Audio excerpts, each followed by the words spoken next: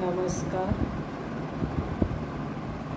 मैं आज आप लोगों को व्याकरण में शब्द विचार पाठ को समझाना चाहती हूँ ताकि आप उस पाठ को पढ़ें तो आपको समझने में सहज और आसान लगे।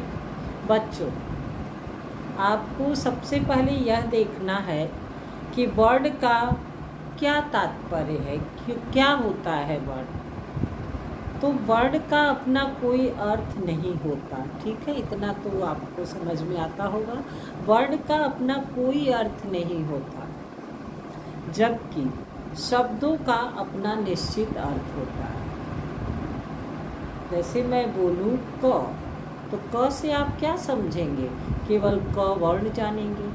अगर मैं बोलूँ कमल, तो आप समझ जाएंगे कमल के लिए मैं बोल रही हूँ। अर्थात वर्ड का कोई अर्थ नहीं होता और शब्दों का कोई न कोई अर्थ अवश्य होता है। वाक्यों में शब्द पद के रूप में प्रयुक्त होते हैं।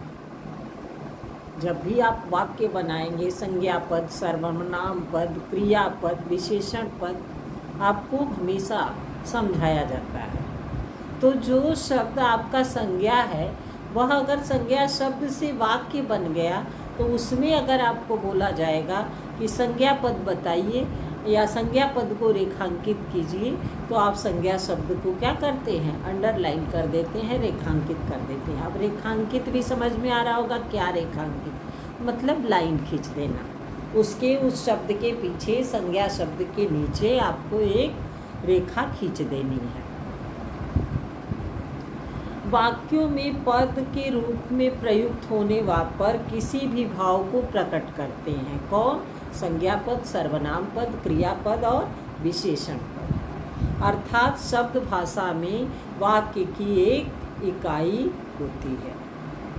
अब आइए देखते हैं कि शब्द किसे कहते हैं। वर्णों के सार्थक समूह को शब्द कहते हैं। सार्थक समूह, जैसे हम जो क्रम बनाएं, कोई शब्द है हम बना रहे हैं, तो उस शब्द का हम क्या करेंगे? क्रमबद्ध हम वर्ण को एक साथ लिखेंगे, तभी वह सार्थक शब्द बनेगा। उसी को कहते हैं, सार्थक समूह को हम शब्द कहते हैं। ऐसे तो समूह हम कोई भी बना सकते हैं, लेकिन शब्द हम उन्हीं को कहेंगे जो क्या होंगे? क्रम के अनुसार बनाया गया होगा, जिसका कोई न कोई अर्थ निकलेगा, वही सार्थक शब्द कहलाएगा। जैसे कमल, अब आप समझ सकते हैं कि कमल क्रम से लिखा गया है, तो क्या लिखा जाएगा? क म ल, तब उसको हम सार्थक शब्द मानेंगे और उसका जो है वह सार्थक शब्द कहलाएगा भी।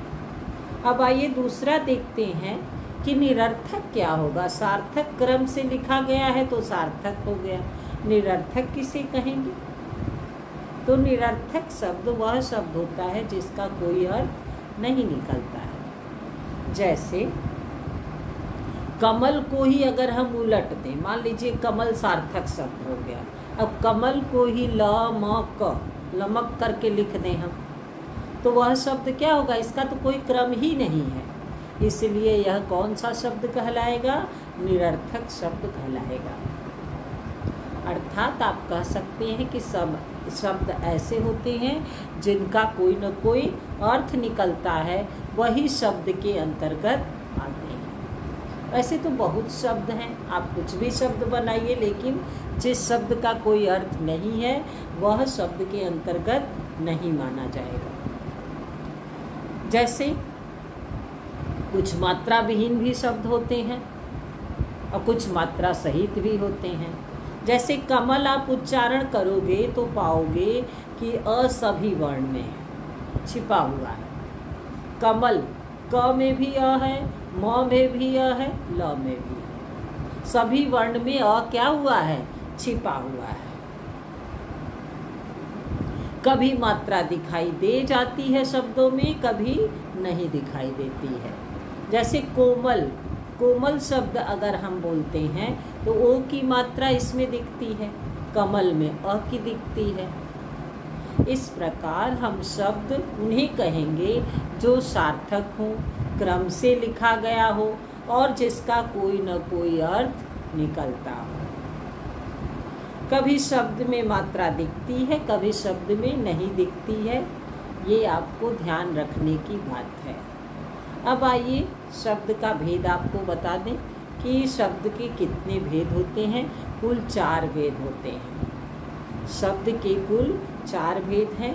पहला है उत्पत्ति के आधार पर, दूसरा प्रयोग के आधार पर, तीसरा रचना के आधार पर, चौथा अर्थ के आधार पर।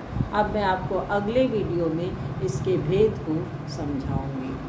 अगर आपको कुछ इसमें समझ में नहीं आया होगा या नहीं आएगा तो आप ज़रूर मैसेज करिएगा, फिर मैं आपके जितने भी डाउट्स होंगे उसको मैं क्लियर करूँगी। अगर अच्छा लगेगा, समझ में आएगा तो आप लाइक अवश्य कीजिए।